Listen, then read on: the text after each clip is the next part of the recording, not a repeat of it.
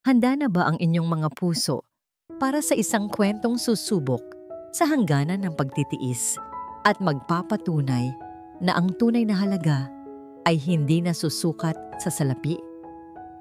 Halina't pakinggan natin ang isang paglalakbay na mag-iiwan ng marka sa ating mga puso. Sabi nila, ang pinakamasakit na sugat ay hindi mula sa saksak ng kaaway, kundi sa salitang binitiwan ng taong minsan mong tinawag na iyong mundo. Paano ka babangon kung ang mismong pundasyon ng iyong buhay ay winasak ng taong pinangakuan mong makakasama habang buhay? Ating pakinggan ang kwento ni Lino Dalisay, Ang Mga Papel. Mas masakit pa sa sampal ang pagtama niyon sa kanyang pisngi, hindi dahil sa lakas, kundi dahil sa bigat ng bawat salitang nakasulat doon.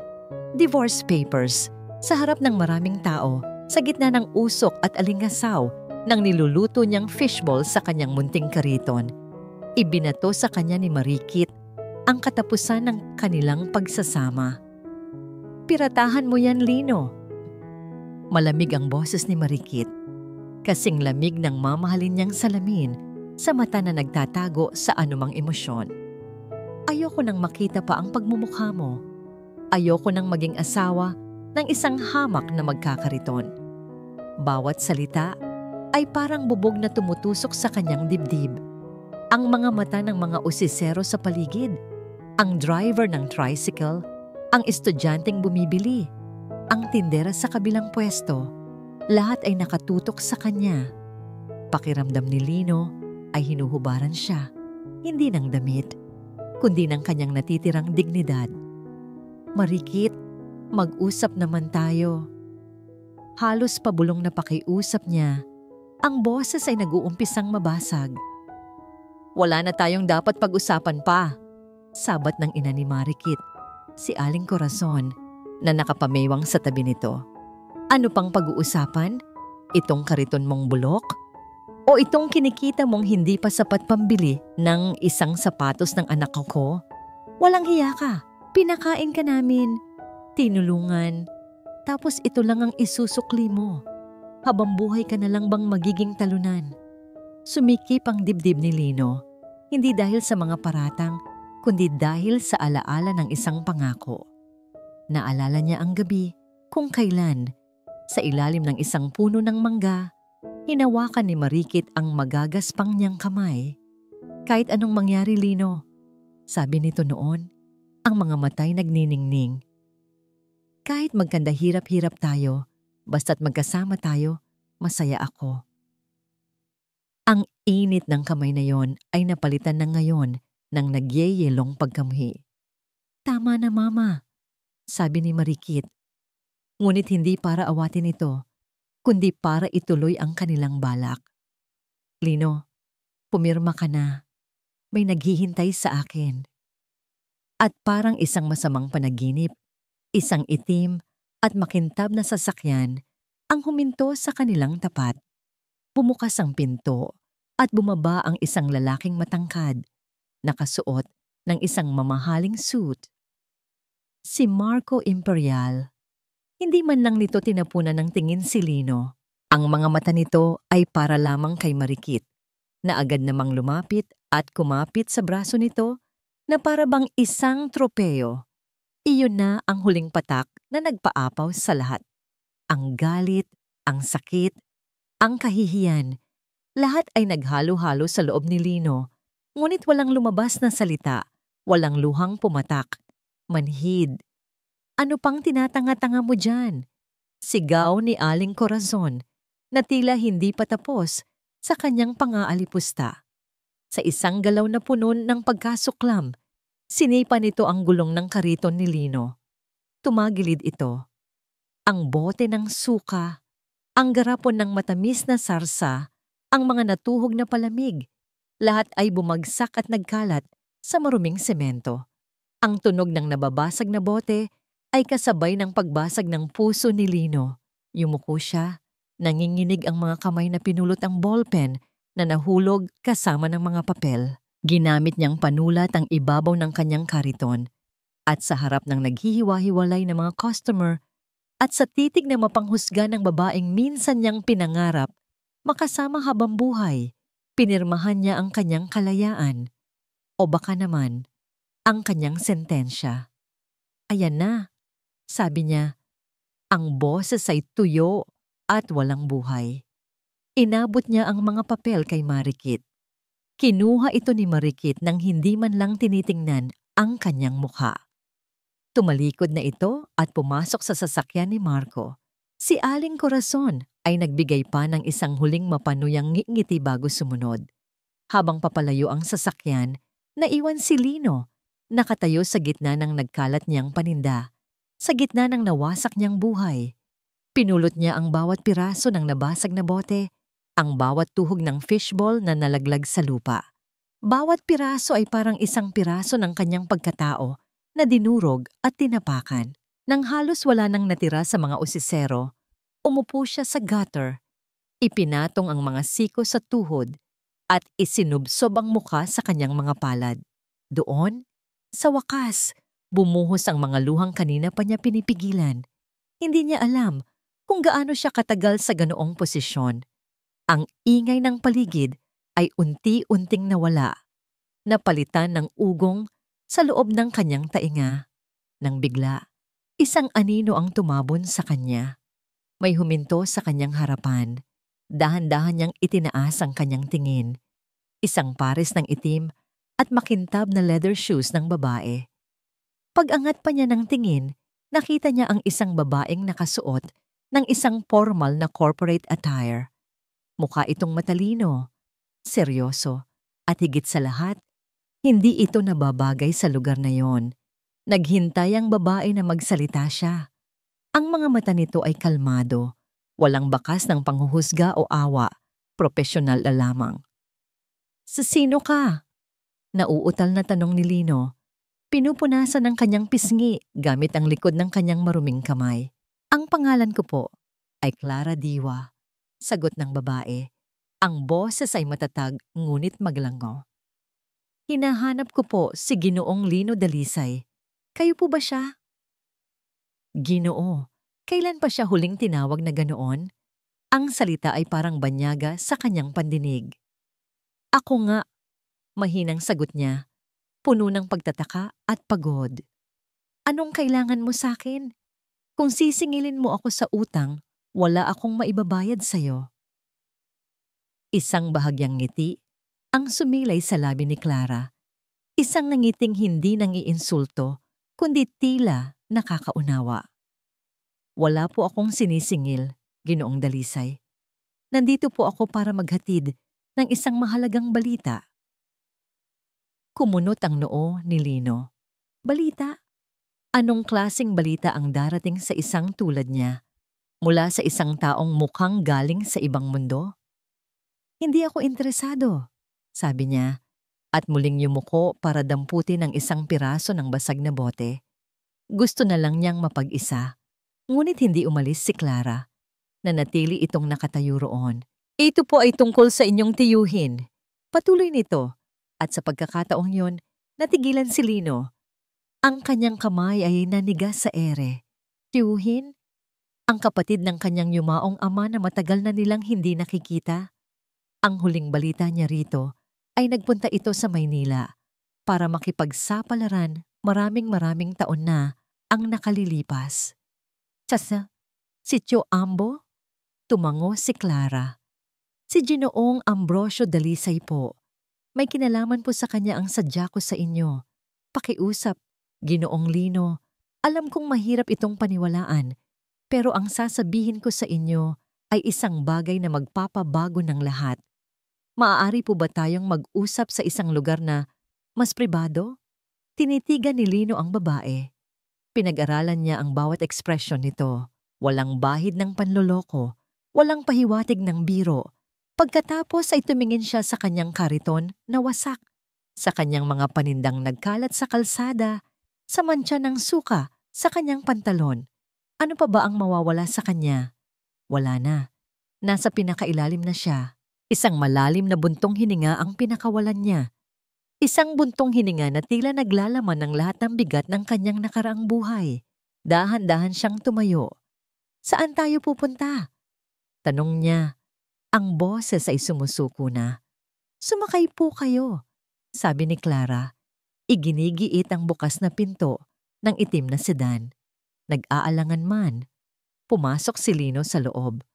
Lumubog siya sa lambot ng upuan na gawa sa katad. Ang amoy sa loob ay bago at malinis, isang malaking kaibahan sa amoy ng usok at mantika na kumapit na sa kanyang damit. Sumara ang pinto at ang ingay ng kalsada ay biglang naglaho, napalitan ng isang nakabibiminging katahimikan. Habang umaandar ang sasakyan, palayo sa lugar na naging saksi sa kanyang pinakamalaking kahihihiyan, nakatingin lang si Lino sa labas ng bintana. Hindi niya alam kung saan siya dadalhin. Hindi niya alam kung ano ang naghihintay sa kanya. Ngunit sa kauna-unahang pagkakataon sa araw na yon, sa gitna ng sakit at pagkalito, isang munting kislap ng hindi maipaliwanag na pag-asa ang nagsimulang sumibol sa kanyang durog na puso. Dinala siya ng sasakyan sa isang parte ng syudad na sa panaginip lang niya napupuntahan. Matataas na gusali, malilinis na kalsada, at mga taong mabilis ang lakad, tila bawat segundo ay mahalaga. Huminto sila sa tapat ng isang coffee shop na ang mga pader ay gawa sa salamin. Mula sa labas, kitang-kita niya ang mga taong nasa loob, abala sa kanilang mga laptop at nag-uusap habang humihigop ng kapeng mukhang kasing halaga na ng isang araw niyang kita. Dito po muna tayo, Ginoong Dalisay, sabi ni Clara Diwa, na pinagbuksan pa siya ng pinto ng driver ng sasakyan.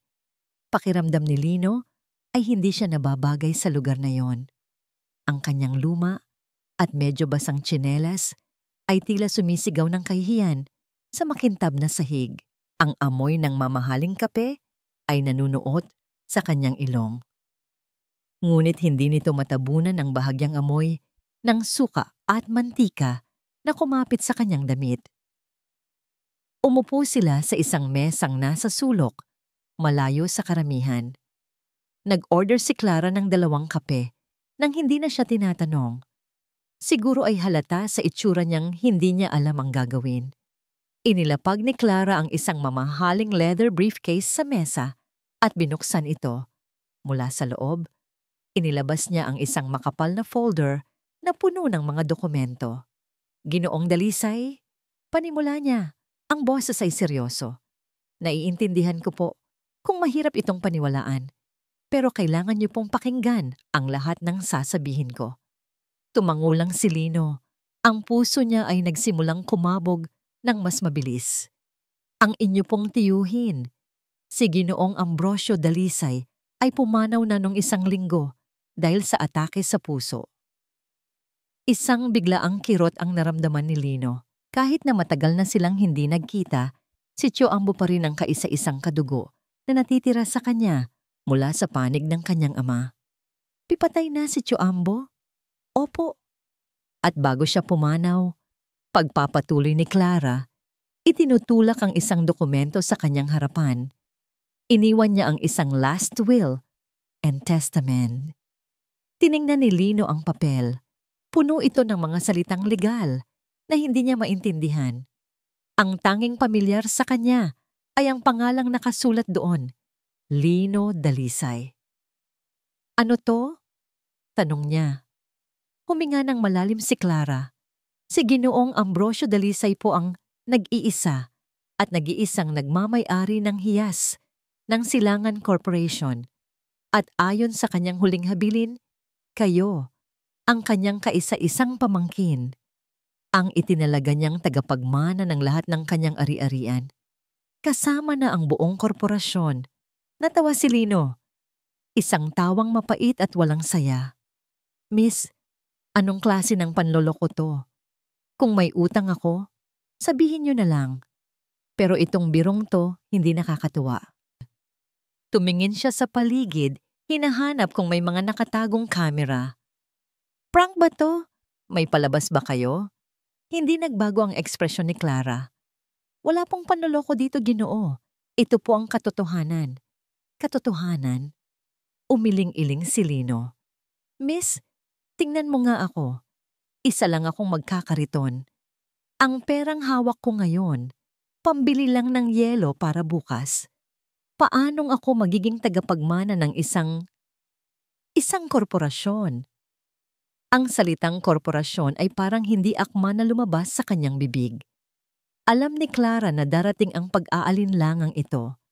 Dahan-dahan, may kinuha siyang isang bagay mula sa folder. Hindi ito dokumento. Isa itong luma at medyo kupas na litrato. Inilapag niya ito sa mesa. Sa litrato, may isang batang lalaki, mga 6 na taong gulang, na masayang nakasakay sa balikat ng isang lalaking nakasombrero. Ang bata ay may hawak na maliit na sorbetes. Ang ngiti nito ay abot-tenga. Walang bahid ng anumang problema sa mundo. Natigilan si Lino. Ang batang iyon ay siya. At ang lalaking nakangiti, habang buhat siya, ay ang kanyang tsuambo. Naalala niya ang araw na yon. Iyon ang huling araw na nakita niya ito bago ito umalis patungong Maynila. Ibinili siya nito ng sorbetes at isinakay sa balikat. Ipinapangakong babalik ito bilang isang mayamang tao. Isang luhang hindi niya inaasahan ang pumatak mula sa kanyang mata at tumulo sa ibabaw ng litrato. Ang lahat ng pagdududa ay biglang naglaho, napalitan ng isang napakalaking alon ng pagkabigla at kalituhan. Totoo. Totoo ang lahat ng ito? Nanginginig niyang tanong. Tumango si Clara. Opo. At may isa pa pong mahalagang bagay na dapat ninyong malaman. Ayon po sa diin, ang opisyal na pag-upo ninyo bilang bagong chairman ng Hiyas ng Silangan ay magaganap sa susunod na linggo sa isang espesyal na board meeting. Hanggang sa araw na yon, kailangan pong manatiling isang mahigpit na sekreto ang pagkatao ninyo. Bakit? Marami pong nag-aabang sa posisyon, Ginoo. Mga taong matagal nang naglilingkod sa korporasyon na naniniwalang sila ang mas karapat-dapat. Kung malalaman nila na ang tagapagmana ay isang taong hindi pamilyar sa industriya, maaari silang gumawa ng mga hakbang para guluhin ang lahat. Naintindihan ni Lino ang ibig sabihin ni Clara. Sasabotahehin siya. Iisipin nilang mahina siya. Iisipin nilang madali siyang lokohin. Ang tingin sa kanya ng mundo, ang tingin sa kanya ni Marikit, iyon din ang magiging tingin sa kanya ng mga taong yon. Kaya pakiusap po, sabi ni Clara, ang mga mata ay seryosong nakatitig sa kanya. Sa loob ng 1 linggo, manatili po kayong si Lino Dalisay, ang magkakariton. Huwag po kayong gagawa ng kahit anong biglaang pagbabago. Ako po ang bahala sa lahat ng paghahanda. Tumango si Lino. Ang utak niya ay umiikot pa rin. Sinusubukang iproseso ang lahat. Mula sa pagiging basura sa paningin ng kanyang asawa, ngayon ay isa na siyang bilyonaryo. Ang buhay ay isang malaking biro. Matapos ang usapan, inihatid siya ni Clara pabalik sa eskinita kung saan siya nakatira. Bago siya bumaba, iniabot nito sa kanya ang isang simpleng cellphone at isang business card. Tawagan niyo po ako para sa kahit anong kailangan niyo. Tatawag din po ako para sa mga update. Pagpasok ni Lino sa kanyang maliit at masikip na kwarto sa boarding house, umupo siya sa gilid ng kanyang lumang kama. Ang bigat ng araw ay tila dumagan sa kanya ng sabay-sabay. Ang kahihiyan, ang sakit, at ngayon, itong napakalaking sikreto. Hawak niya ang lumang litrato sa isang kamay at ang bagong cellphone sa kabilang kamay. Biglang umilaw ang screen ng kanyang personal at basag na cellphone na nasa ibabaw ng mesa. Kinuha niya ito. Isang text message mula kay Marikit. Binuksan niya ito. 2 maikling pangungusap lang ang laman. Ngunit ang bigat nito ay parang mas mabigat pa kaysa sa buong hiyas ng Silangan Corporation. Huwag ka nang magpapakita sa akin kahit kailan. Talunan. Kinabukasan, hindi pinuntahan ni Lino ang pwesto niya. Paano pa siya magtitinda kung wasak na ang kanyang kariton at basag ang halos lahat ng kanyang gamit? Ngunit hindi iyon ang tunay na dahilan. May isang bagay na humihila sa kanya, isang puwersang hindi niya maipaliwanag, isang pangangailangang makita. Mapatunayan sa sarili na ang lahat ng nangyari kahapon ay hindi isang panaginip. Kaya naroon siya ngayon, nakatayo sa kabilang panig ng isang malapad na kalsada, nakatitig sa isang toreng gawa sa salamin at bakal na tila umabot hanggang sa kalangitan. Sa pinakatuktok nito, nakaukit sa nagniningning na mga letra ang pangalan, Hiyas ng Silangan. Ang gusaling yon, ang halimaw na yon, ay sa kanya. Napangiti siya ng mapait. Ang kanyang refleksyon sa salamin ng bintana ng isang nakaparadang kotse ay sumasalamin sa katotohanan. Si Lino Dalisay, nakasuot ng kupas na t-shirt, lumang maong na may bahid pa ng natuyong sarsa at tsinelas na pudpud na ang swelas. Sino ang maniniwala? Maging siya ay nahihirapang paniwalaan ito. Huminga siya ng malalim, tinawid ang kalsada at naglakad patungo sa naglalakihang umiikot na pinto ng gusali. Bawat hakbang ay mabigat. Pakiramdam niya ay isa siyang langgam na papalapit sa isang pugad ng mga higante. Pagpasok niya sa lobby, ang lamig ng aircon ay biglang yumakap sa kanyang balat. Ang sahig ay gawa sa marmol, sobrang kintab na para kang nananalamin. May isang malaking chandelier na nakabitin mula sa mataas na kisame, kumikinang na parang libu-libong bituin. Ang lahat ng tao sa paligid niya ay nakadamit ng formal at mabilis na naglalakad. Nakatayo lang siya roon, nalulula. Hindi alam kung saan pupunta. Gusto lang niyang maramdaman ang lugar na pag-aari niya. Sir? Isang boses ang pumutol sa kanyang pag-iisip. Isang security guard na matikas ang tindig ang lumapit sa kanya. Saan po ang punta natin, sir? Bawal po ang bystanders dito sa lobby. Ang salitang sir ay may halong pagdududa. Sinusuri siya ng guard mula ulo hanggang paa at kitang-kita sa mukha nito ang pagtataka kung paano siya nakapasok. May titingnan lang sana, sagot ni Lino, na pilit pinapakalma ang kanyang sarili. May appointment po ba kayo? Sino pong kakausapin ninyo? Tanong ulit ng guard. Ang tono ay mas naging matigas na. Humarang na ito ngayon sa kanyang daraanan. Wala. Titingin lang talaga sa paligid, sabi ni Lino. Pasensya na po, sir. Pero hindi po ito pasyalan, sabi ng guard, at bahagya siyang itinulak papalabas. Kung wala po kayong opisyal na sadya, sa labas na lang po kayo maghintay. Ang eksena ay nagsimulang makakuha ng atensyon. Ilang empleyado na dumaraan ang napapatingin sa kanila. Ang pamilyar na pakiramdam ng kahihiyan ay muling gumapang sa puso ni Lino. At sa gitna ng lahat, dalawang pamilyar na boses ang naririnig niyang nagtatawanan habang papalabas sa elevator. Lino? Ang tawa ni Marikit ay biglang naputol. Nanlaki ang mga mata nito nang makita siya, na para bang nakakita ito ng isang malaking daga sa gitna ng isang marangyang handaan. Kasama nito si Marco Imperial, na mukhang mas arogante pa sa suot nitong mamahaling relo. Anong ginagawa mo dito? Tanong ni Marikit. Ang boses ay puno ng pagkainis at hiya. Lumapit ito, na para bang gusto siyang kaladkarin palabas. Hindi ka ba nahihiya sa sarili mo? Sumusunod ka ba sa amin? Umalis ka na. Pabayaan mo na, babe, sabi ni Marco, na may mapanuyang nanggiti sa labi. Tumingin ito kay Lino, na para bang isang nakakaawang pulubi. Baka naman nagbabaka sakali din siyang makahanap ng trabaho dito. Janitor? Marahil? Ang mga salita ay tumama, ngunit sa pagkakataong ito, may kakaibang nangyari sa loob ni Lino.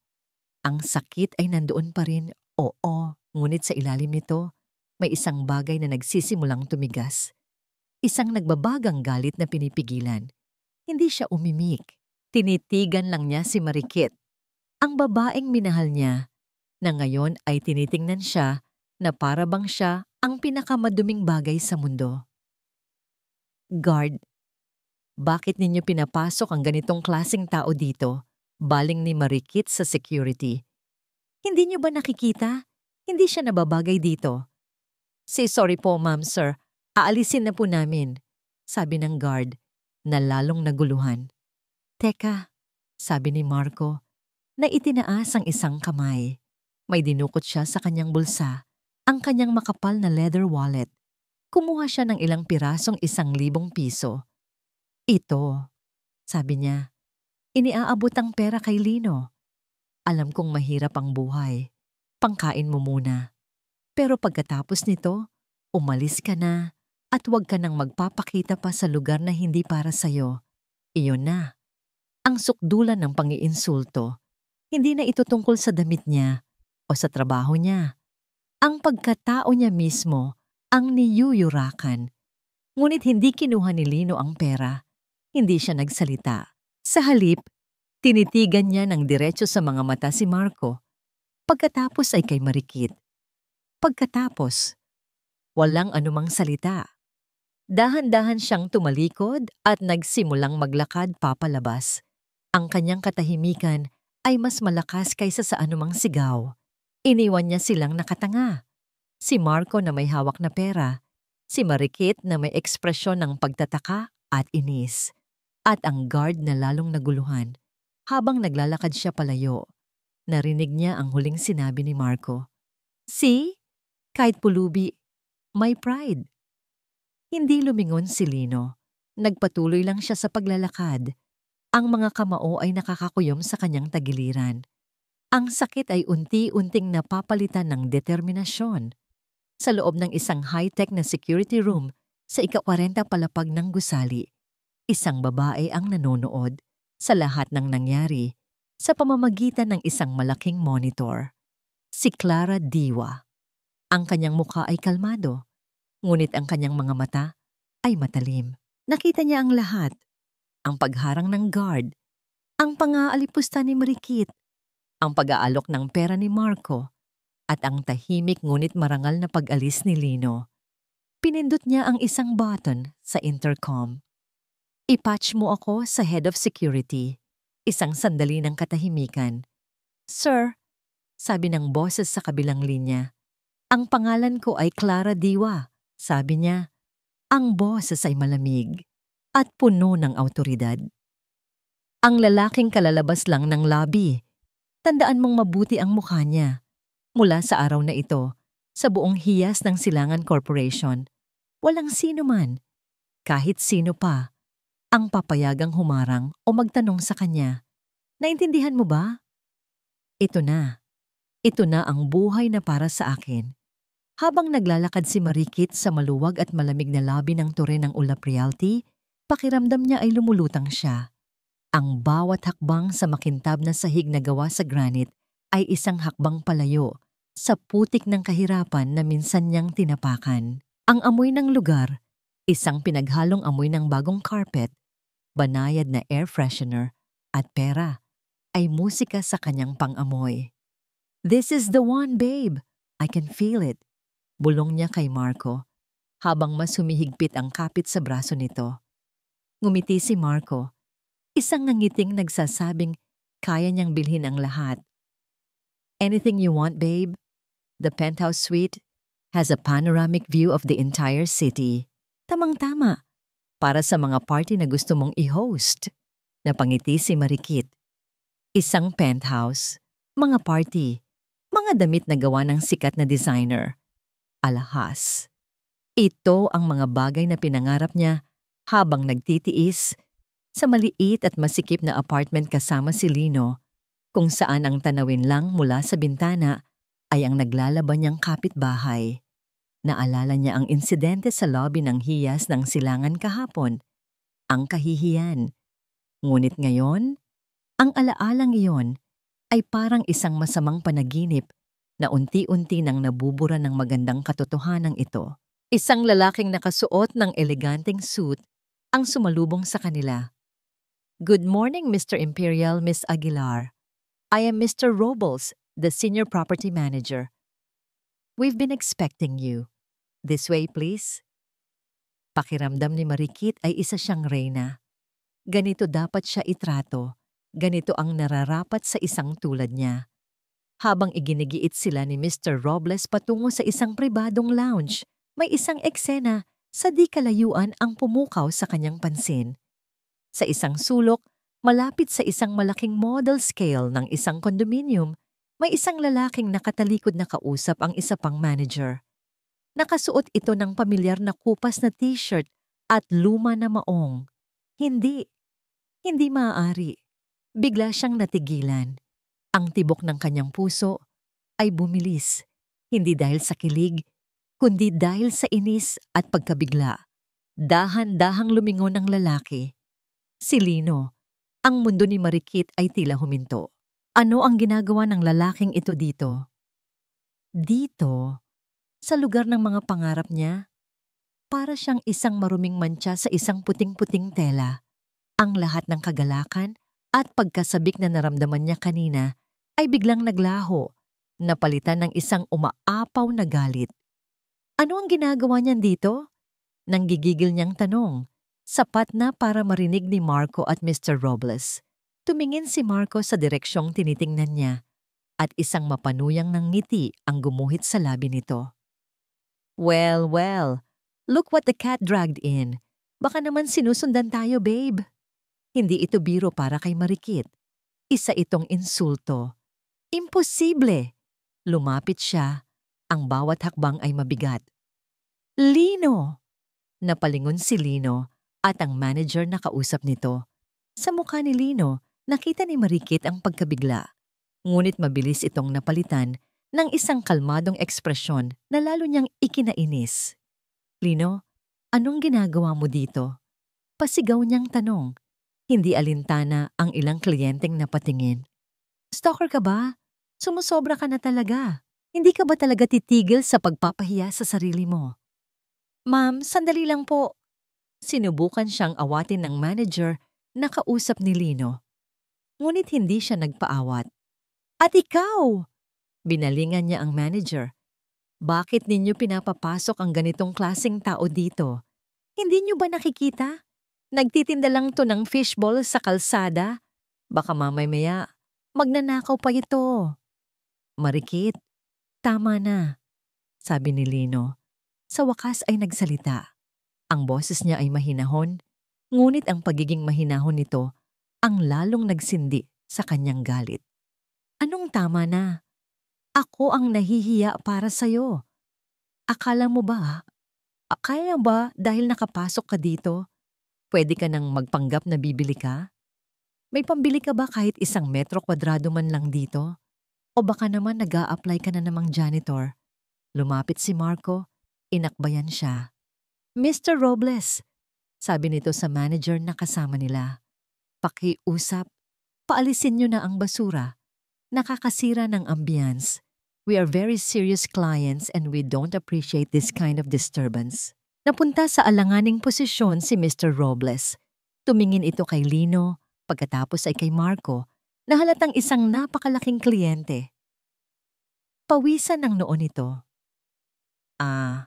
Ginoong Imperial, Ma'am Marikit, pasensya na po sa abala. Anong pasensya? Paalisin niyo na siya, sigaw ni Marikit. Huminga ng malalim si Mr. Robles. Tumingin ito kay Lino na para bang humihingi ng paumanhin, pagkatapos ay bumaling kina Marikit at Marco.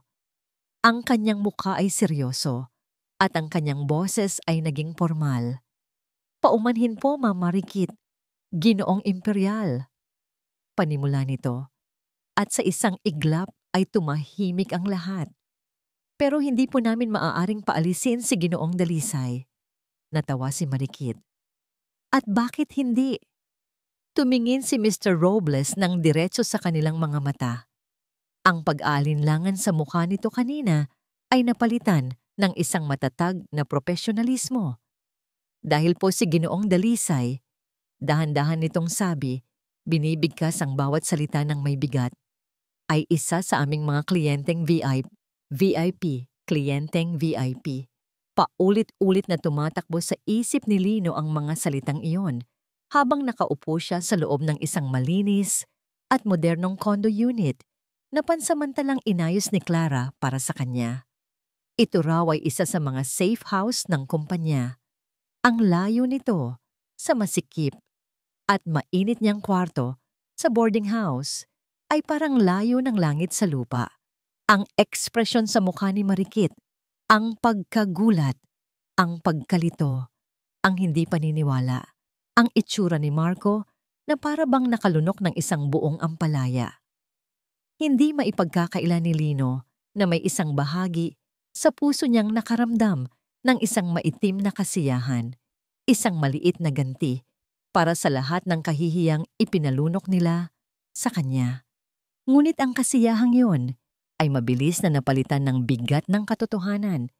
Isa lamang yung palabas, isang pangalan na ipinahiram sa kanya. Ang tunay na Lino Dalisay ay naroon pa rin sa loob-loob niya. Ang lalaking hindi alam kung ano ang gagawin sa napakalaking responsibilidad na biglang ipinatong sa kanyang mga balikat. Iyon po ay isang hakbang na kinailangan kong gawin. Paliwanag ni Clara na nakaupo sa kanyang tapat. Napapalibutan sila ng mga folder at dokumento na nakapatong sa isang malaking mesang salamin. Matapos ang insidente sa lobby, inasahan ko nang hindi iyon ang huli. Ibinigay ko ang pangalan ninyo sa lahat ng real estate partners ng Hiyas ng Silangan bilang isang anonymous high-profile client.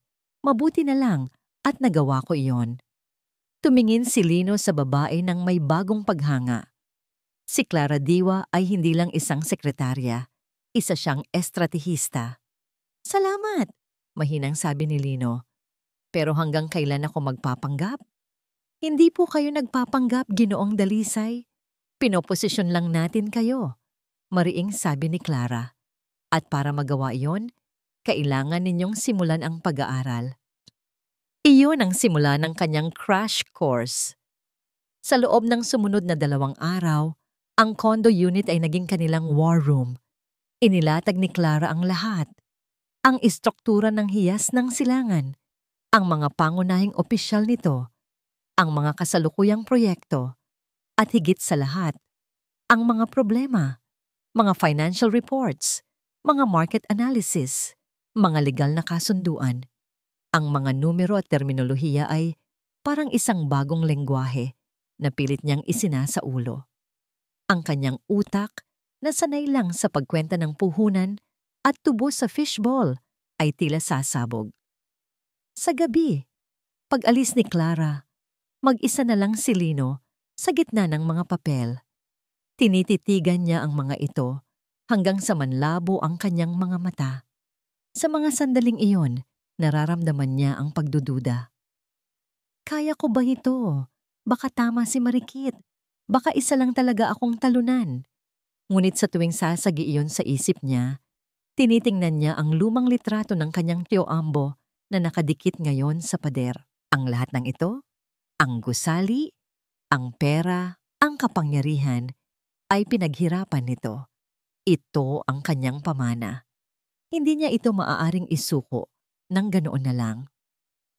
Sa 3 araw, habang binabasa niya ang ulat tungkol sa mga subsidiaries o mga mas maliliit na kumpanyang pag-aari ng Hiyas ng Silangan, isang pangalan ang nakakuha ng kanyang pansin, Aguila Mining and Resources.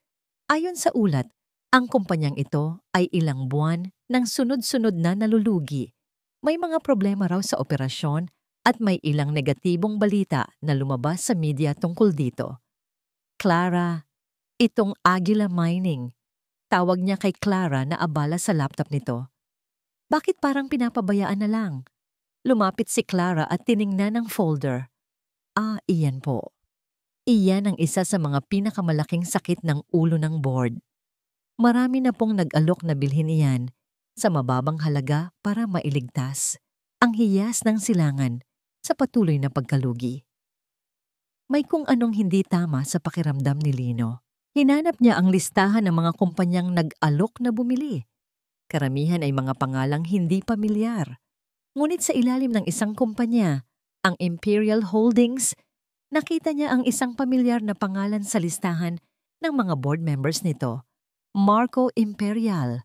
Biglang tumayo ang balahibo niya sa batok.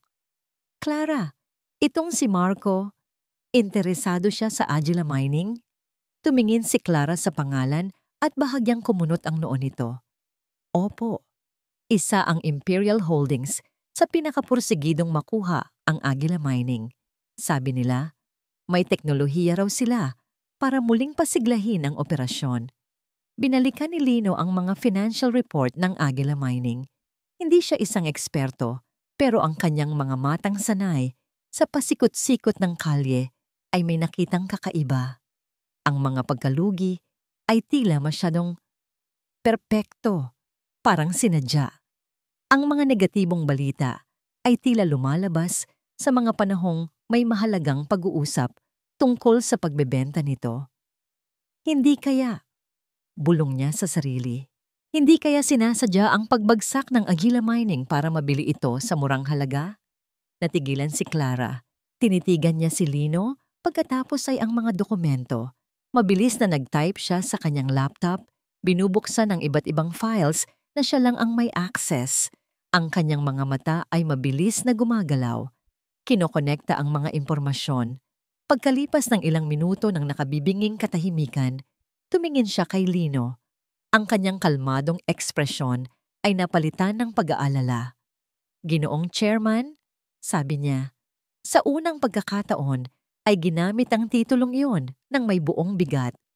Mukhang ang nobyo ng dati ninyong asawa ay hindi lang isang simpleng matagumpay na negosyante.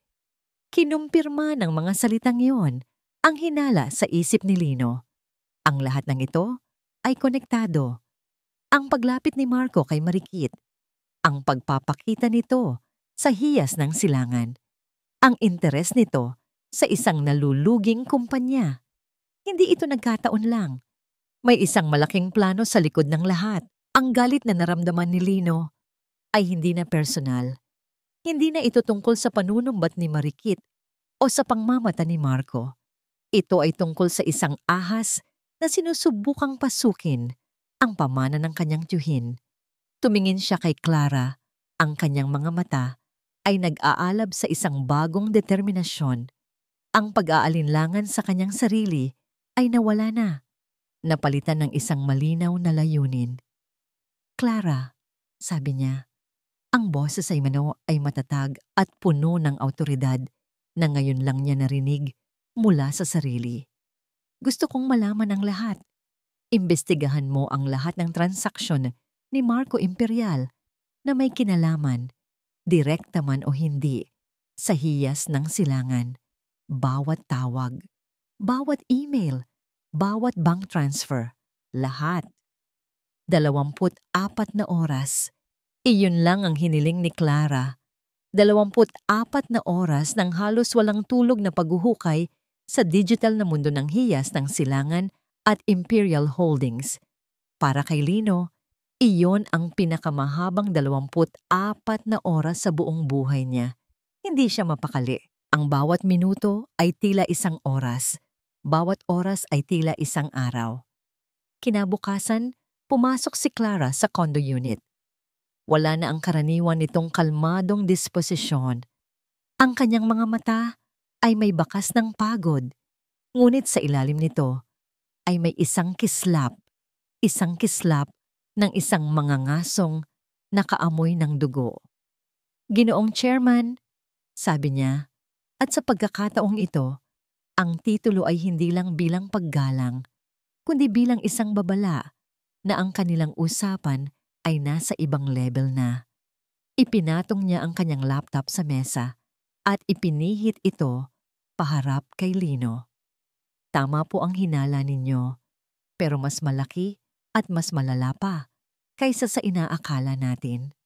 Sa screen, ipinakita ni Clara ang isang web-like diagram. Sa gitna ay ang logo ng Agila Mining. Mula dito, may mga linyang kumokonekta sa iba't ibang pangalan at kumpanya. Ngunit ang pinakamakapal na linya ay papunta sa isang pangalan, Marco Imperial. Si Marco Imperial, CEO ng Imperial Holdings, ay hindi lang basta interesadong bilhin ang Agila Mining. Paliwanag ni Clara, ang kanyang boses ay matalim at focused. Siya mismo ang nagpapabagsak dito. Paano? Tanong ni Lino, nakatitig sa diagram na tila isang mapa ng isang malaking krimen. Sabotahe, Ginoo, mula sa loob. Nag-click si Clara sa isang file at lumabas ang isang audio recording. Ito po ay isang intercepted phone call sa pagitan ng Chief Operations Officer ng Agila Mining at ng isang unidentified contact. Pakinggan po ninyo. Bosses 1. Sir, delikado na ang ginagawa natin. Masyado nang halata. Ang sunod-sunod na accidents sa planta. Nag-uumpisa nang magtanong ang board. Bosses 2. Relax, Alberto. That's the point. The more problems, the lower the price. Stick to the plan. Siguraduhin mo lang na ang susunod na system failure ay magaganap 2 araw bago ang board meeting. I need them desperate. I need them ready to sell for scraps. Bosses 1. Pero Sir Marco. Bosses 2. No buts. Malaki ang makukuha mo dito kapag naging akin na ang Agila. Just do your job. Isang nakabibinging katahimikan ang pumuno sa kwarto. Ang boses ni Marco, ang parehong boses na nang insulto sa kanya, na tumawag sa kanya na basura, ay ang utak sa likod ng lahat. Hindi lang yan. Pagpapatuloy ni Clara, na tila hindi pa tapos, nagbukas siya ng isa pang file, isang folder ng mga financial records. Ito naman ang mga bank transfer. Mula sa isang shell corporation na pag-aari ng Imperial Holdings, papunta sa personal account ni Alberto at sa ilan pang mga media personalities na siyang nagsusulat ng mga negatibong artikulo tungkol sa Agila Mining. Si Lino ay napasandal sa kanyang upuan. Ang lawak ng panloloko ay nakakalula. Ito ay isang perpektong krimen na isinasagawa sa harap mismo ng lahat. Ngunit may isang tanong na bumabagabag sa kanyang isip. Pero bakit si Marikit? Anong kinalaman niya sa lahat ng ito? Doon nagbago ang ekspresyon ni Clara. Isang bahid ng awa ang dumaan sa kanyang mga mata. Iyon po ang pinakamasakit na parte, Ginoo. Inimbestigahan ko rin po ang koneksyon niya. Noong una ay inakala kong ginagamit lang siya ni Marco para sa social status. Nag-click siya sa isang family tree ng mga Aguilar. Ngunit nalaman ko na ang ina ni Marikit, si Aling Corazon, ay may isang malayong pinsan. Ang pinsang iyon ay nagtatrabaho bilang isang junior accountant sa loob ng Agila Mining. Biglang nagliwanag ang lahat sa isip ni Lino at ang liwanag na iyon ay masakit. Naalala niya ang mga pagkakataon, mga inosenteng tanong ni Marco kay Marikit sa hapagkainan. Babe, yung pinsan ng mama mo, kumusta na raw ang trabaho sa minahan? Narinig ko medyo magulo daw doon. Love, wala bang naikukwento sa'yo yung kamag-anak nyo? Baka may chismis sa office nila. Noon, akala niya ay simpleng pakikipag-usap lang. Ngayon, naiintindihan na niya. Bawat tanong ay isang pangingisda. Bawat sagot ni Marikit, gaano man kasimple, ay isang piraso ng impormasyon, mga maliliit na detalye tungkol sa morale ng empleyado, sa mga problemang hindi pa nailalabas sa publiko. Si Marikit, ang ambisyosa at materyosang si Marikit. Akala niya ay nahanap na niya ang kanyang prinsipe. Akala niya ay ginagamit niya ang kanyang ganda para umangat sa buhay. Pero ang totoo, siya ang ginagamit. Siya ang hagdan. Siya ang kasangkapan. Ang galit na naramdaman ni Lino para kay Marikit ay biglang naglaho. Napalitan ito ng isang malalim at nakakaawang pakiramdam. Oo, naging malupit ito sa kanya. Oo, sinaktan siya nito. Ngunit sa larong ito ng mga buwitre, si Marikit ay isa lamang tupa na inihain para katayin. Hindi na ito tungkol sa personal na paghihiganti. Mas malaki na ang nakataya. Ang pamana ng kanyang tiyuhin, ang kabuhayan ng libo-libong empleyado ng hiyas ng silangan, ang paglalantad sa isang mandarambong na nagtatago sa likod ng isang mamahaling suit. Tumingin si Lino sa lahat ng ebidensya, ang mga recording, ang mga bank statement, ang buong istorya ng kasakiman at panloloko. Ginoong Chairman, ano po ang plano natin? Tanong ni Clara. Maari na po nating isumite ito sa mga awtoridad. Umiling si Lino. Hindi pa. Masyadong madali yan para sa kanya. Gusto niyang maging desperado ang board. Gusto niyang bilhin ng agila sa presyong basura. Pagbibigyan natin siya. Isang malamig at mapanganib na kislap ang lumitaw sa mga mata ni Lino Dalisay. Isang kislap na hindi pa nakita ni Clara kailanman. Hahayaan natin siyang ituloy ang kanyang dula. Sabi ni Lino, ang boses ay kalmado, ngunit may bigat ng bakal. Hahayaan natin siyang umakyat sa entablado sa board meeting. At doon, sa harap ng lahat ng taong gusto niyang lokohin, doon natin ibabagsak ang telon. Ang liwanag mula sa mga brilyante ay sumasayaw sa kanyang balat. Bawat kislap ay tila isang pangako. Dahan-dahang isinara ni Marco ang kawit ng kwintas sa kanyang batok. At ang malamig na pagdampi ng ginto ay nagpadala ng kilig sa buo niyang katawan. Hinalikan siya nito ng marahan sa balikat.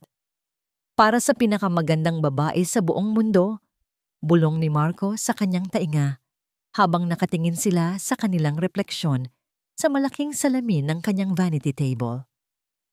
Isang maliit na regalo bago ang malaking araw natin bukas. Napangiti si Marikit. Isang ngiting umaabot hanggang sa kanyang mga mata. Marco, hindi mo naman kailangan. Sabi niya, kahit na ang totoo, ito ang lahat ng kailangan niya. Ito ang patunay. Ito ang simbolo. Kailangan, babe. Sagot ni Marco. Niyakap siya mula sa likuran.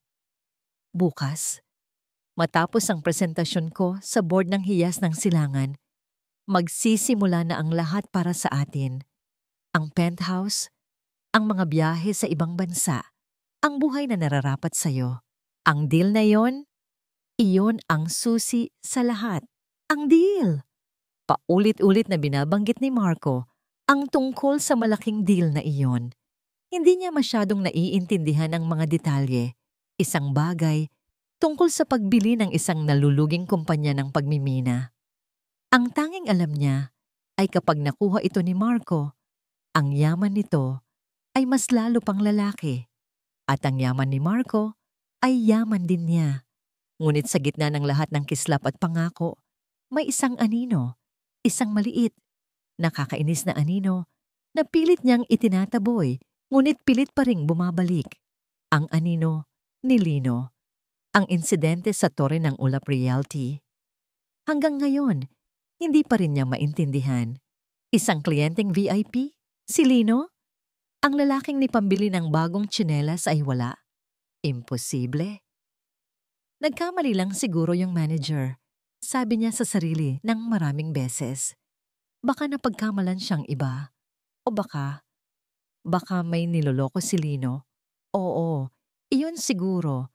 Malamang meron siyang nilolokong matandang mayaman, nakakadiri. Mas madaling paniwalaan iyon kaysa sa ideyang si Lino. Ang kanyang talo ng dating asawa ay biglang naging importante. Ang isiping iyon ay isang malaking sampal sa lahat ng kanyang desisyon. Kung si Lino ay naging matagumpay, ano ang ibig sabihin yon? Na nagkamali siya? Na iniwan niya ang isang taong may potensyal pala? Hindi. Hindi niya matatanggap iyon. Isang talunan si Lino. Bulong niya sa sarili habang hinahaplos ang brilyanteng kwintas. At habang buhay siyang magiging isang talunan, tumingin siya sa kanyang refleksyon sa salamin. Ang babaeng nakatingin pabalik ay maganda, matagumpay at masaya. Ito ang tamang desisyon. Si Marco ang tamang lalaki. Ngunit sa isang iglap, tila nag-iba ang anyo ng kanyang refleksyon. Nakita niya ang isang pamilyar na pighati sa kanyang mga mata. Isang alaala na pilit niyang ibinabaon sa pinakamalalim na bahagi ng kanyang isipan. Ang alaala ng isang maliit na buhay na hindi nabigyan ng pagkakataong masilayan ng mundo. Kasalanan yon ng kahirapan. Sabi ng isang tinig sa kanyang ulo. Kung mayaman lang si Lino noon, Kung nabibigyan ka lang niya ng magandang buhay, hindi ka sana napagod. Hindi ka sana na-stress. Buhay pa sana siya. Iyon ang naging panangga niya sa lahat ng guilt. Ang pagsisi kay Lino, ang paggamit sa kahirapan nito bilang dahilan ng kanyang pagkawala. Iyon ang nagbigay sa kanya ng lakas ng loob na iwan ito at ituring na parang basura. Dahil para sa kanya, si Lino ang may utang sa kanya. Isang utang na hindi nito kailanman mababayaran. "Babe, are you okay?" Ang boses ni Marco ang nagpabalik sa kanya sa kasalukuyan. Kumurap-kurap siya at ang anino ng nakaraan sa salamin ay naglaho. Ngumiti siya, isang ngiting pilit. "Oo naman. Iniisip ko lang kung anong isusuot ko bukas. Gusto kong maging maganda para sa tagumpay mo." Hinalikan siya ni Marco sa noo. "Kahit anong isuot mo, ikaw pa rin ang pinakamaganda." Biglang tumunog ang telepono ni Marco. Tiningnan nito ang screen at bahagyang kumunot ang noo. "Excuse me for a moment, babe. Important call." Tumango si Marikit. Lumabas si Marco sa balkonahe para sagutin ang tawag. Sinundan niya ito ng tingin. Kahit sa dilim ng gabi, kitang-kita ang tikas at kapangyarihan sa tindig nito. Iyon ang lalaking para sa kanya. Pumikit siya at hinayaan ang sarili na mangarap. Bukas, sasama siya kay Marco sa hiyas ng silangan. Hindi siya aalis sa tabi nito. Gusto niyang makita ng lahat ng mga empleyado doon na siya ang reyna sa buhay ng isang hari. At kung sakali, sa isang napakaliit na tsansa na magpakita muli si Lino, gusto niyang makita nito ang kanyang tagumpay sa pinakamalapit na paraan. Gusto niyang isampal sa mukha ni Lino ang lahat ng pinakawalan nito. Gusto niyang maramdaman ni Lino ang pinakamatinding pagsisisi. Bukas, bulong niya sa sarili habang hinihimas ang kwintas. Bukas, matatapos na ang lahat ng pagdududa. Bukas, makikita ko ang huling pagbagsak ni Lino Dalisay. Mula sa balkonahe, hindi niya narinig ang ibinubulong ni Marco sa kausap nito sa telepono. Ang boses nito ay mahina, ngunit puno ng tensyon at pagkasabik. "Nakahanda na ba ang lahat?" tanong ni Marco. "Gusto kong sigurado na pagkatapos ng presentasyon ko bukas, wala nang urungan ng board. Ang huling system failure. Nagawa ba ni Alberto?" May sagot sa kabilang linya. Isang ngiting mandaragit ang sumilay sa labi ni Marco. "Perfect! Ihanda niyo na ang mga papeles. Bukas ng hapon, ang Agila Mining at ang unang piraso ng hiyas ng silangan ay magiging atin." Isinara niya ang tawag at huminga ng malalim. Dinadama ang malamig na hangin ng gabi. Tumingin siya sa kalawakan ng syudad, sa libo-libong ilaw na kumikinang na parang mga bituin sa lupa. Ang lahat ng yon, balang araw, ay luluhod sa kanyang paanan. Pumasok siyang muli sa kwarto. Ang ngiti ay bumalik na sa pagiging maalaga at mapagmahal. Nakita niya si Marikit, nakatayo sa harap ng salamin. Hinahangaan ang sarili habang suot ang kwintas. Isang perpektong palamuti, isang maganda at walang kamalay-malay na kasangkapan. "Excited for tomorrow?" tanong niya habang papalapit. Tumango si Marikit. Ang mga matay nagniningning sa pananabik para sa isang kinabukasang hindi naman talaga para sa kanya. Sobra. Ang penthouse. Hindi ito ang kanyang mundo. Nakatayo si Lino sa harap ng isang bintanang salamin na mula sahig hanggang kisame. Sa labas, ang syudad ay isang karagatan ng mga kumikinang na ilaw. Ang bawat ilaw na yon ay isang kwento, isang pangarap, isang buhay. Mula sa itaas, ang lahat ay mukhang payapa. Ang ingay ng trapiko ay hindi marinig. Ang gulo ng kalsada ay hindi makita. Ang katahimikan sa loob ng penthouse ay halos nakabibingi. Malayo sa ingay ng eskinita, sa amoy ng pinipritong fishball, sa bigat ng kahihiyan. Dito, ang tanging amoy ay ang banayad na halimuyak ng leather at wood polish. Ang tanging tunog ay ang tibok ng sarili niyang puso.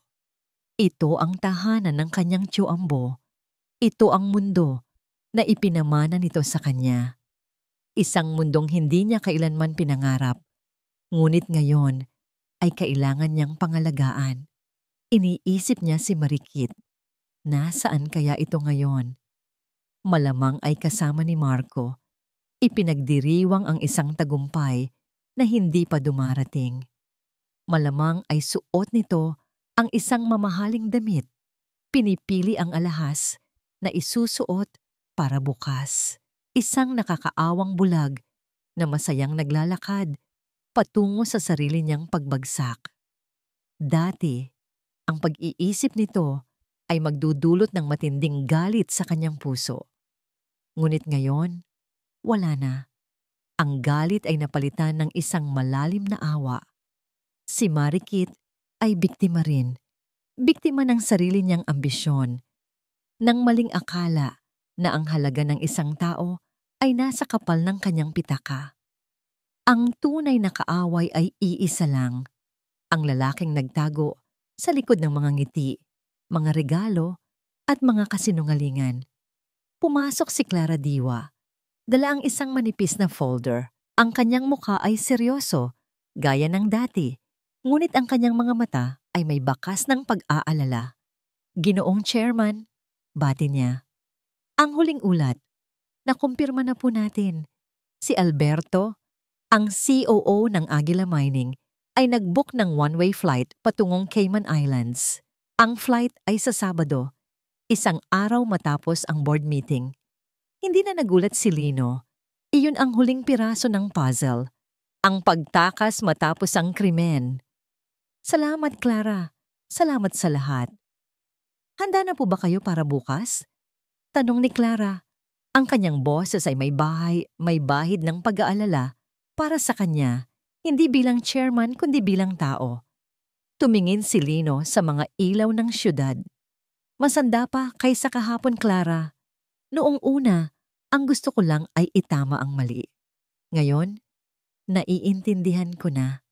Hindi lang ito tungkol sa paghihiganti. Ito ay tungkol sa pagtatayo ng tama. Tumango si Clara. Isang maliit na ngiti ng paghanga ang sumilay sa kanyang labi. Magiging maayos po ang lahat. Magtiwala po kayo. Iniwan niya ang folder sa mesa at tahimik na lumabas ng silid. Binibigyan siya ng espasyo para sa huling gabi ng kanyang lumang buhay. Naiwan siyang mag-isa. Lumapit siya sa isang maliit na mesa sa gilid. Sa ibabaw nito, nakatayo sa isang simpleng frame, ay ang kupas na litrato. Siya bilang isang bata, masayang nakasakay sa balikat ng kanyang tiyuambo. Kinuha niya ito. Hinaplos niya ang mukha ng kanyang tiyuhin sa larawan. Isang simpleng lalaki na may malaking pangarap. Na nagsumikap hindi para sa sarili, kundi para sa kinabukasan ng pamilyang iiwanan niya. Para sa iyo ito, tiyuambo, bulong niya sa hangin. Hindi ko papayagang yurakan ng kahit sino ang lahat ng pinaghirapan mo. Naramdaman niya ang bigat ng responsibilidad, hindi bilang isang pabigat, kundi bilang isang angkla. Ito ang nagbibigay sa kanya ng lakas. Ito ang nagbibigay sa kanya ng kalinawan. Nagpasya siya. Si Marco ay kailangang managot sa batas sa pinakamabigat na paraan. Ngunit si Marikit, hindi niya ito sisirain. Hindi niya kailangang gawin iyon. Hahayaan niyang ang katotohanan ang maging salamin na haharapin nito. Ang pagsisisi nito, kung darating man, ay dapat manggaling sa sarili nito, hindi dahil sa ipinilit niya. Iyon ang magiging tunay na hatol para dito. Binitiwan niya ang litrato at naglakad patungo sa walk-in closet. Pagbukas niya ng pinto, isang hilera ng mga mamahaling suit ang bumungad sa kanya. Lahat ay maingat na inihanda ni Clara. Kulay itim, navy blue, charcoal gray. Ang bawat isa ay parang isang baluti, isang uniforme para sa isang digmaang hindi idinadaan sa dahas, kundi sa talino at katotohanan. Pinagmasdan niya ang mga ito. Ang mga ito ay hindi na damit lang. Ang mga ito ay simbolo ng kapangyarihan at awtoridad na kailangan niyang angkinin, hindi para magpanggap, kundi para gampanan ang isang tungkuling ipinagkaloob sa kanya ng tadhana. Dahan-dahan, iniabot niya ang kanyang kamay at pinili ang isang suit na kulay dark charcoal gray. Simple, walang masyadong detalye, ngunit may bigat at dating. Kinuha niya ito mula sa sabitan. Hawak niya sa kanyang mga kamay ang kanyang bagong balat. Bukas, isusuot niya ito. Bukas, haharapin niya sila. Bukas, si Lino Dalisay. Ang magkakariton ay mamamatay. At mula sa kanyang abo, isang bagong chairman ang isisilang. Ang kanyang mga mata na sumasalamin sa salamin ng closet ay hindi na nagpapakita ng takot o pag-aalinlangan. Tanging isang malamig at matatag na determinasyon. Oras na. Ang boardroom ng hiyas ng silangan ay matatagpuan sa pinakatuktok na palapag ng tore. Ang mga pader nito ay gawa sa dark mahogany wood at salamin, kung saan tanaw ang buong Kalakhang, Maynila. Sa gitna, may isang mahabang mesa na gawa sa iisang piraso ng makintab na kahoy, napapalibutan ng 20 upuang gawa sa mamahaling katad. Ito ang silid ng mga hari, kung saan ang mga desisyong nagkakahalaga ng bilyon-bilyon ay ginagawa. At sa araw na ito, si Marco Imperial ang hari. Nakatayo siya sa dulo ng mesa, sa harap ng isang malaking screen. Ang kanyang boses ay puno ng kumpiyansa at isang pekeng pag-aalala. Sa screen, ipinapakita niya ang mga graph na puro pababa at mga numerong kulay pula, ang larawan ng pagkalugi ng Aguila Mining. Mga ginoo ng board, sabi niya habang inililipat ang slide. Naiintindihan ko ang inyong pag-aalinlangan, ngunit ang katotohanan ay ito. Ang Aguila Mining ay isa ng pabigat sa hiyas ng silangan. Bawat araw na nananatili ito sa inyo, milyon-milyon ang nawawala. Ngunit narito ako, hindi para samantalahin ang sitwasyon, kundi para mag-alok ng solusyon. Ang mga miyembro ng board, mga lalaking may edad na at sanay sa kapangyarihan, ay tahimik na nakikinig. Ang kanilang mga muka ay nagpapakita ng pag-aalala. Ang plano ni Marco ay tila lohikal. Ang alok niyang presyo ay mababa, ngunit mas mainam na yon kaysa sa patuloy na pagdurugo ng pera. Sa labas ng boardroom, sa isang marangyang waiting area, si Marikit ay hindi mapakali sa sobrang pananabik. Kasama niya ang kanyang ina, si Aling Corazon, na ngayon ay nakatingin sa paligid na para bang pag-aari na nila ito. Si Marco, ma, ang galing-galing niya talaga, bulong ni Marikit habang sumisilip sa siwang ng salaming pinto. Tingnan mo, lahat ng mga matatandang yon nakikinig sa kanya. Parang isang leon sa gitna ng mga tupa. Siyempre naman, anak, sagot ng kanyang ina, na abala sa pag-aayos ng kanyang mamahaling bestida. Magaling kang pumili, hindi katulad ng dati mong asawa na hanggang kariton lang ang narating. Napangiti si Marikit. Oo, ito ang patunay. Habang si Lino ay nagkakalkal ng basura sa kalsada, ang kanyang Marco naman ay nagpapatakbo ng mundo. Anumang natitirang pagdududa sa kanyang isip ay tuluyan ng naglaho. Ito ang kanyang tagumpay. Inaabangan niya ang sandaling bubukas ang pinto at lalabas si Marco na may ngiti ng tagumpay. Inaabangan niya ang sandaling yayakapin siya nito sa harap ng lahat at sasabihing, "Atin na ang mundo, babe." Biglang bumukas ang pinto ng boardroom. Hindi ito malakas, ngunit ang tunog ng pagbukas nito ay tila isang kulog sa loob ng tahimik na silid. Ang presentasyon ni Marco ay naputol. Ang lahat ng mga mata ay napalingon sa pinto. Unang pumasok si Clara Diwa. Ang kanyang muka ay walang emosyon, ngunit ang kanyang presensya ay sapat na para magdulot ng pagtataka sa mga miyembro ng board na nakakakilala sa kanya bilang executive secretary ng yumaong chairman. At sa likod niya, sumunod ang isang lalaki. Nakatahimik ang buong silid, maging ang paghinga ay tila nahinto. Si Marco, na kanina'y hari ng silid, ay napako sa kanyang kinatatayuan. Ang kanyang ngiti ay nanigas. Ang kulay sa kanyang muka ay unti-unting nawala. Ang lalaking pumasok ay nakasuot ng isang perpektong charcoal gray suit. Ang kanyang buhok ay maayos na nakasjay-gaay. Ang kanyang tindig ay tuwid at ang bawat hakbang ay may bigat at layunin. Ang kanyang muka ay kalmado, ngunit ang kanyang mga mata ay matalim na parang mga patalim at nakatutok ito ng diretso kay Marco.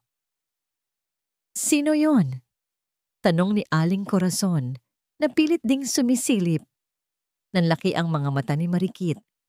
Ang puso niya ay biglang huminto sa pagtibok.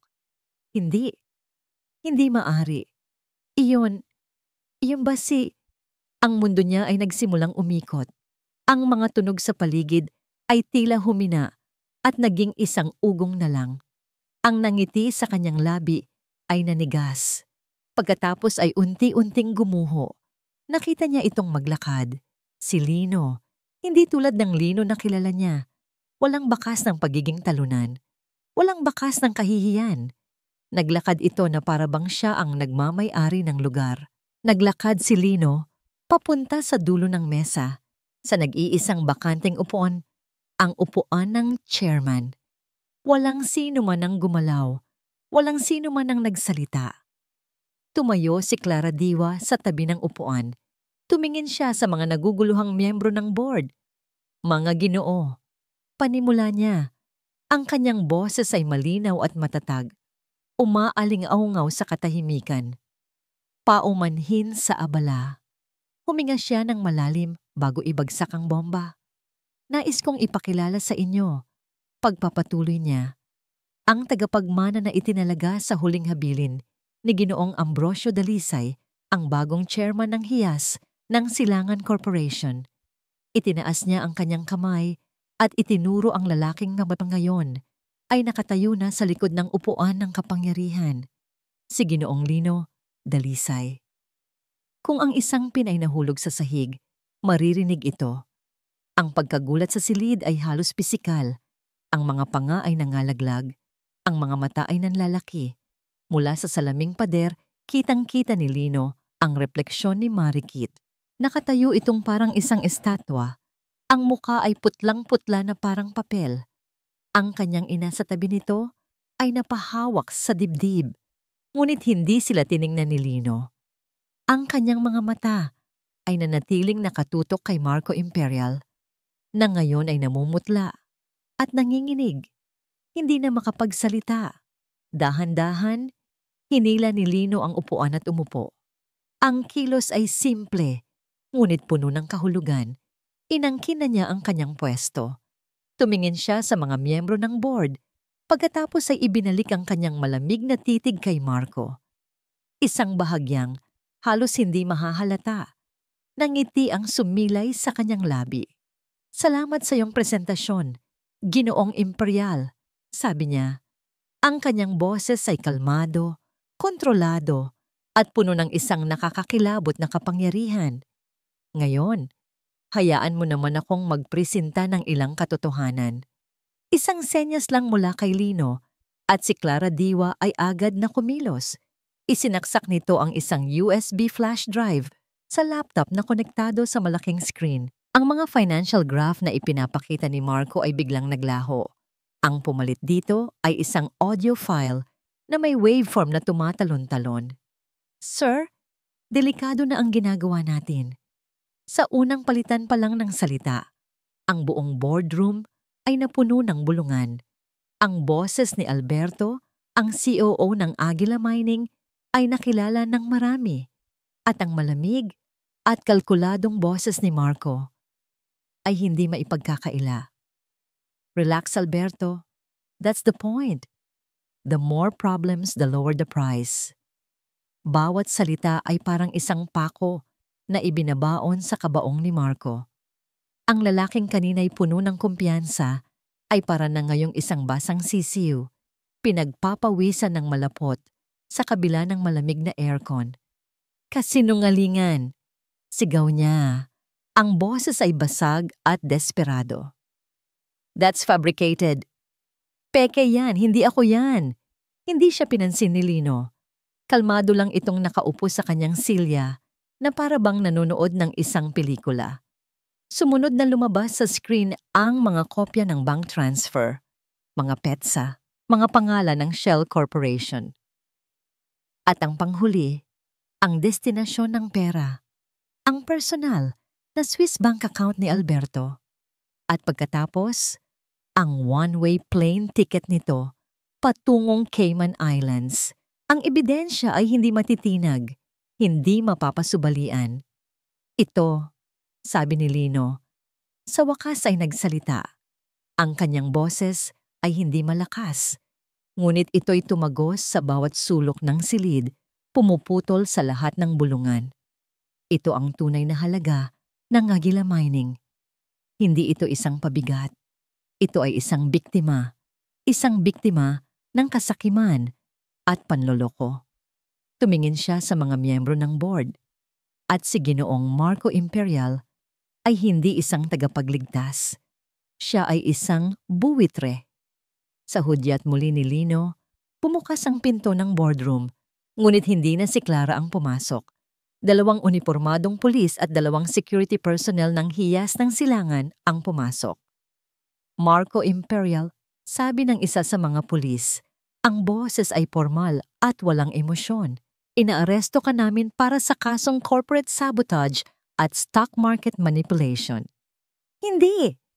Hindi niyo pwedeng gawin to sa akin. Nagpupumigla si Marco habang papalapit ang mga pulis. Tumingin siya kay Lino, ang mga matay nanlilisik sa galit at pagmamakaawa. Dalisay, demonyo ka.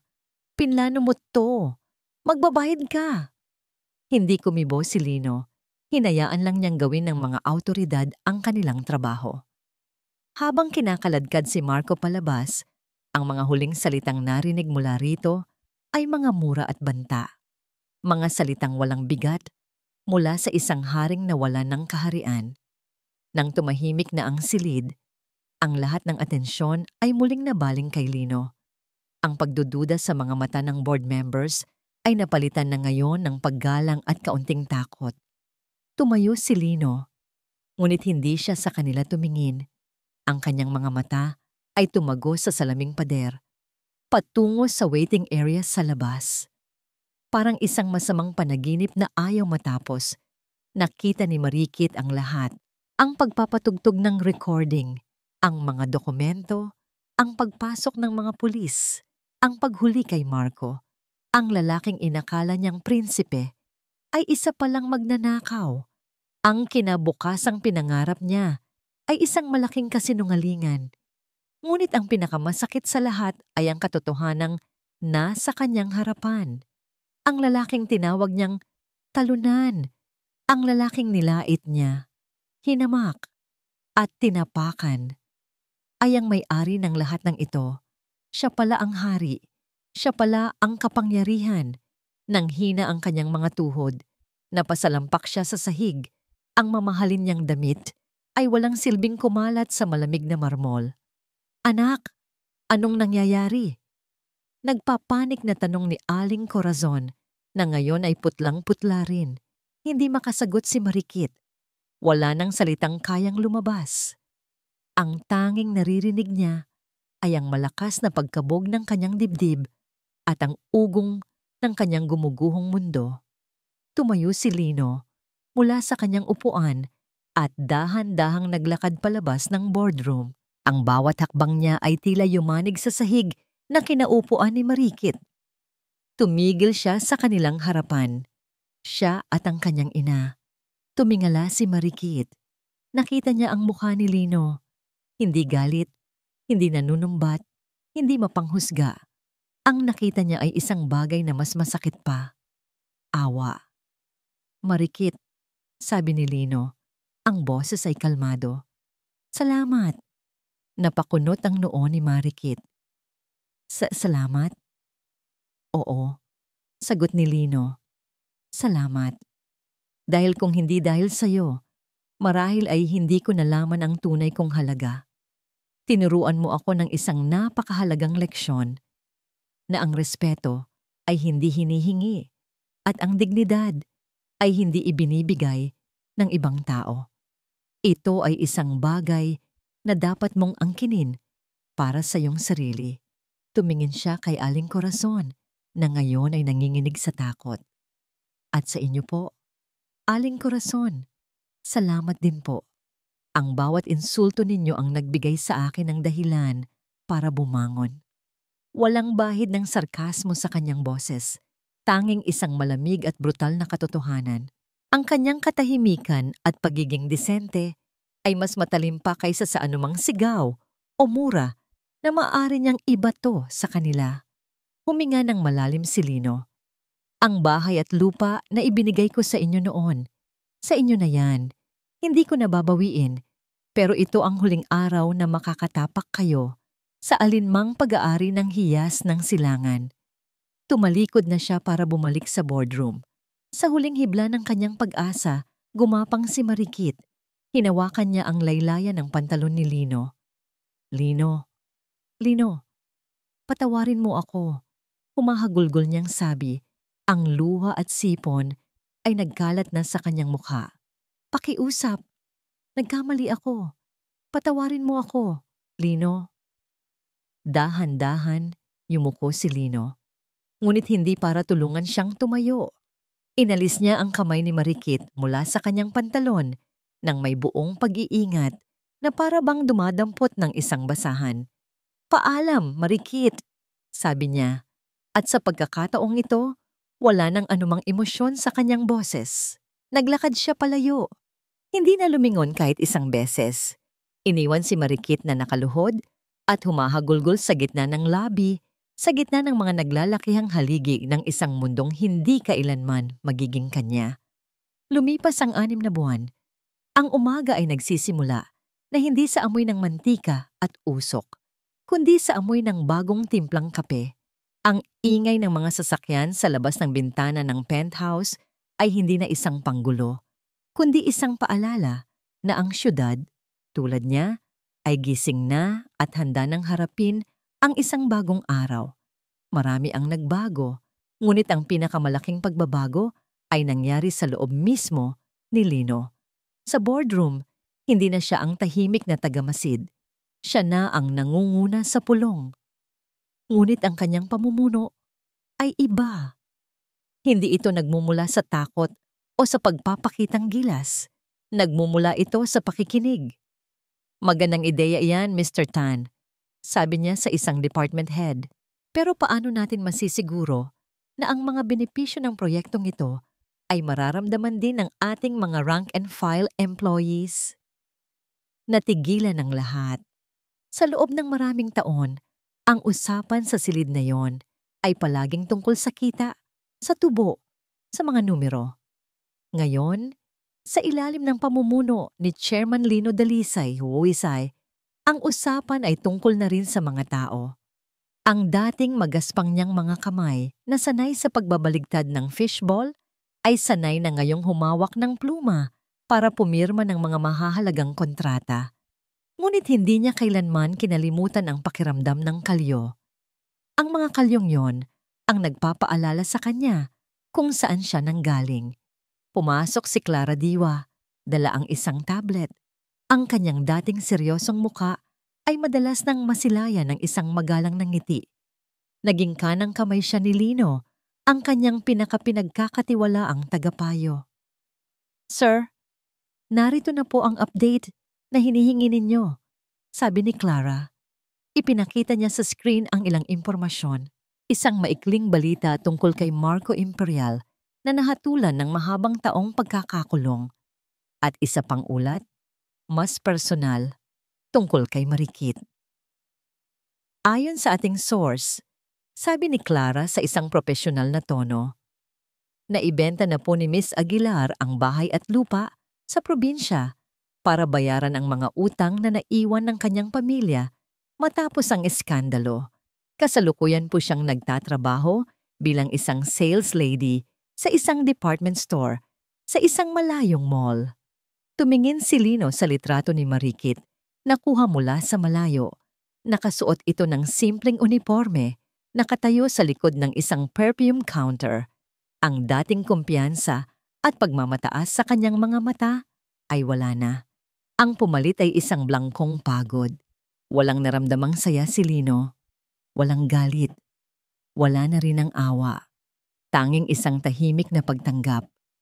Natagpuan na ni Marikit ang level niya, hindi dahil sa hatol ni Lino, kundi dahil sa mga pagpiling ginawa niya. Iyon ang hustisyang mas makapangyarihan kaysa sa anumang parusang kaya niyang ibigay. Okay, sabi lang ni Lino. Salamat, Clara. May isa pa po, sir, sabi ni Clara na inilipat ang screen. Ang proposal para sa Dalisay Foundation handa na po para sa inyong final approval. Ito ang proyektong pinakamalapit sa puso ni Lino.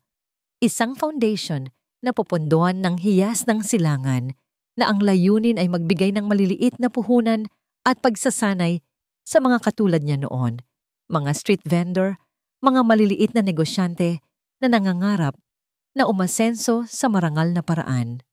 Gusto kong siguruhin na walang komplikadong requirements, sabi ni Lino habang binabasa ang mga detalye. Gusto kong ang tulong ay madaling makuha ng mga taong talagang nangangailangan nito, hindi ng mga taong magaling lang gumawa ng papeles. Masusunod po, Chairman.